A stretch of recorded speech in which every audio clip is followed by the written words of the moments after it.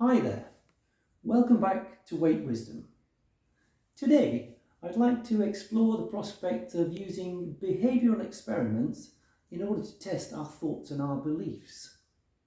And in order to do this, I'd like to tell you a little story about a client I had and how we used a behavioural experiment to see if some of the things she believed in were actually true or were, in this case, dysfunctional.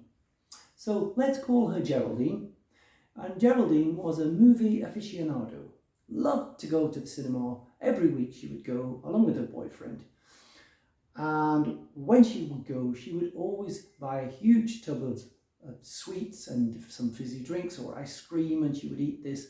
And this was very concerning for her because she was having difficulties with her weight. And this she described as one of her risky behaviours, going to the movies because of the sweets she would eat. So naturally I asked her, well, if you are concerned about your weight, why on earth would you be eating all these sweets when you went to the movie? And Geraldine explained that this was something that had arisen in their childhood, where as a family they would always go, always have lots of sweets, and so this had become a real institutional feature of going to the movies. Now this is what's known as a pairing, where one behaviour is paired with another, and it's difficult then for the person to disassociate the two, and the two always then seem to come together. And having the sweets with the movie, or what is known as the maintaining mechanism for Geraldine, always be behaving in that way. And unless we can unpick that and remove that maintaining mechanism, then Geraldine is going to have a lot of difficulty changing that behaviour. So this is where behavioural change experiments come in, because we can expose Geraldine to a different scenario and she can see how that feels. And this can then help her to think in a different way. And if she can think in a different way, then of course she can go on to behave in a different way. But if you can't think differently, you can't behave differently. So here's what happened. So we discuss her normal routine and then we explore how we can do things slightly different. And on this occasion, we agree that Geraldine will meet her boyfriend. They will go home and have something to eat before they go to the cinema.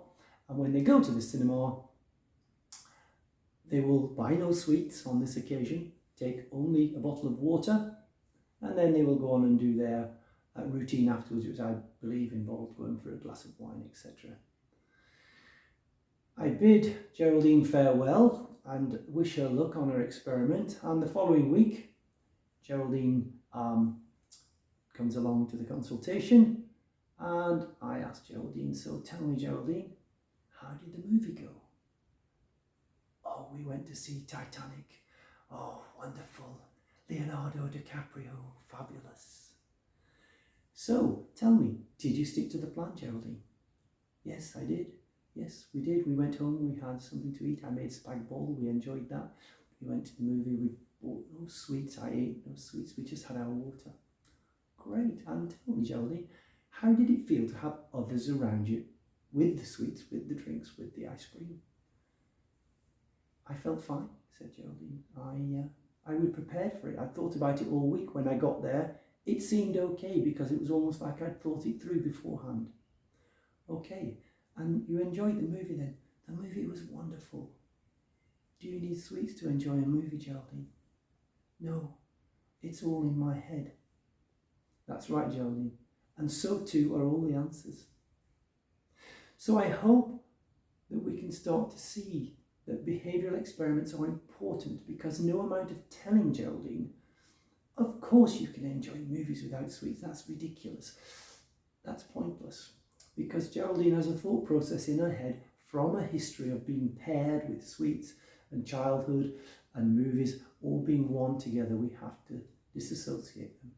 We have to make Geraldine feel different. She has to be able to experience the situation. And if she can experience things differently, she can see things differently. Now she can think differently. And only now can she behave differently. So I hope this has helped to see, and I hope you now can use these kinds of behavioural experiments to put yourself in a situation where it allows you to see and feel things differently. And if you can do this, perhaps you can challenge some of those thoughts and beliefs that you have that are holding you in your behaviours. I hope this has been helpful, and I look forward to seeing you again very soon here at Weight Wisdom. Thanks very much.